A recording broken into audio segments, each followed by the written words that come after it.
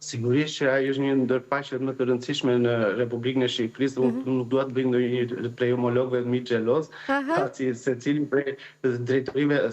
drejtorive rajonale pothuajse ka një park arkeologjik në menaxhim. Po më mirë të bëhemi xheloz për këto që kemi, se duke u bërë xheloz, secili e konservon më mirë gjën e vet. Akoma dhe më shumë të eklipsoj dy paqet arkeologjike të tjera që ne kemi në administrim drejtorisë, siç është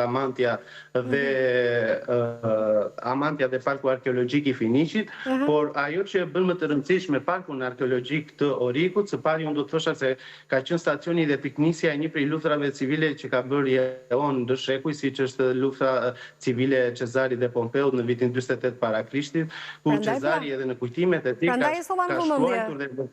se bregu i Shqipërisë shtrihet përballë një prej perandorive më të fuqishme të atyre kohërave, siç ishte perandoria romake. Dhe në kujtimet e tij ai e përshkruan Orikun si një qytet të fortifikuar, mirë me mure të forta, si dhe disa